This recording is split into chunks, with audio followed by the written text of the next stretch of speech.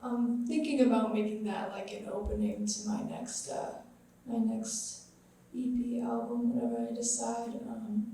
But yeah, so thank you, Mrs. Hebert, for introducing me. My name is Elio Haag. I was born and raised in Vermont, and now I'm in Boston, but I came back because I just love doing this so much. I love gigs. I love, getting to share my music with you, being up on stage. I love being able to pay my utilities. So, it's great. It's great. So, this next one, I'm gonna play an oldie, but I like to think of a goodie.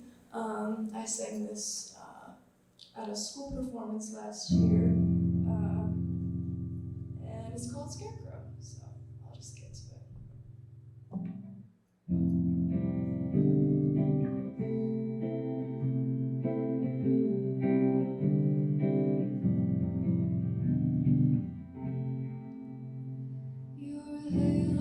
The sunrise, crows all drawn to you like moths.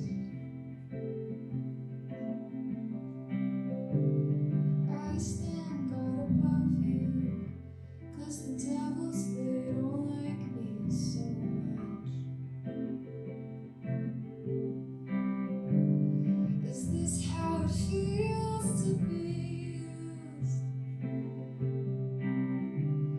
Is this how it feels to be useful? Is this how it feels to be dead? Is this how it feels to be youthful?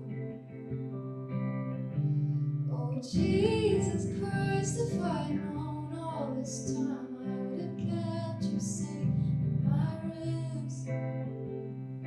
Oh, my Demeter, I'd give you my teeth if you could bear to live. If you could only bear to live.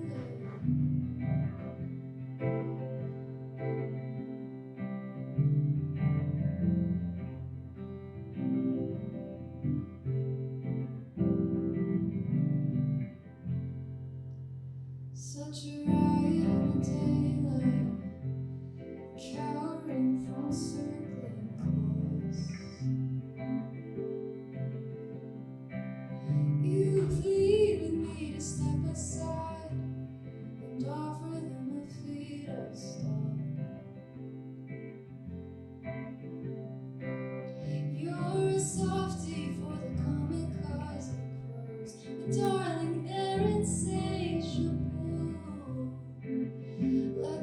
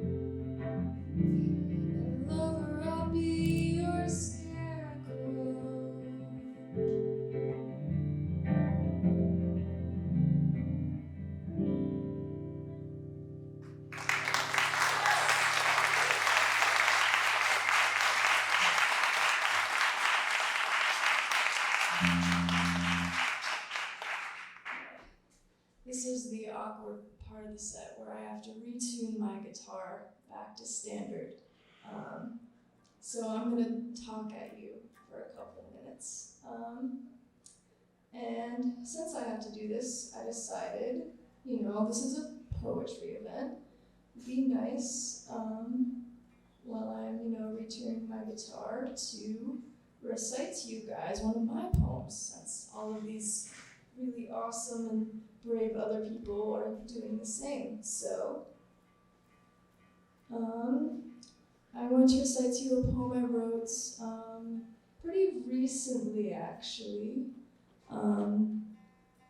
It's called Women Talking, and it's kind of about my experience as a trans man, leaving, female spaces and kind of missing that camaraderie and that, the kinship that, women have. So I'm doing this from memory, so it might not be entirely accurate, but cruelty is being a little girl, being held so softly by the hands of the worldly womb, rocked to sleep each night by the litany of the mother's laugh. Tomorrow we will watch a romance movie, and tomorrow we will drink tea on the porch while it rains. I wish I had never met her, for I found no kinship in the calloused hands of him, the father whose confessional remains as quiet as God himself, whose face remains glued to the empty eye, singing static in the den. I set my face to it and pray it does not wander. Outside, an ocean like a Hallmark card. Wouldn't it have been sweet to have never known it at all? Never known the smell of my sister's shoulder, only the musk of man, his virile want for sovereignty. How can I be a man when all I want is my mother? Yeah.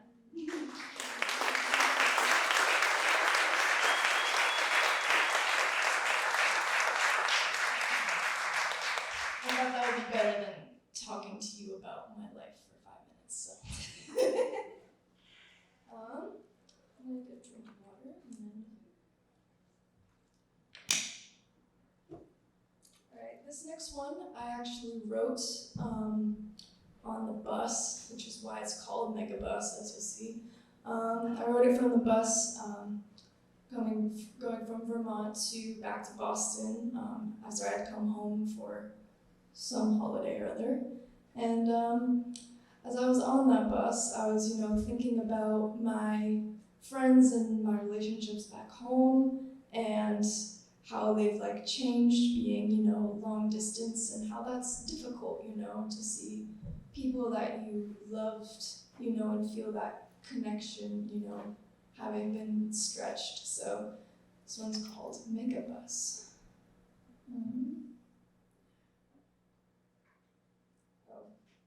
It would help if I turned the volume back on.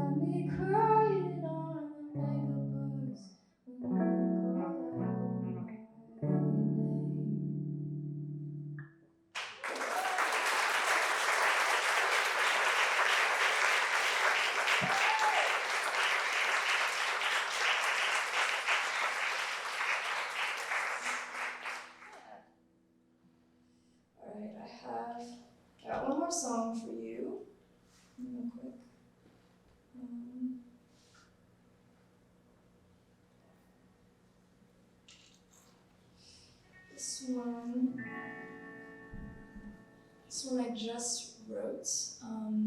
I actually, a little secret, I finished it yesterday. So if I forget something, that's my bad. But such is the life of an artist. This one I wrote, it's called Soft Enough.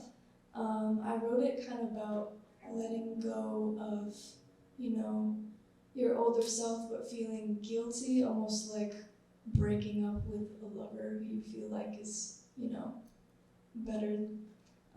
So, yeah.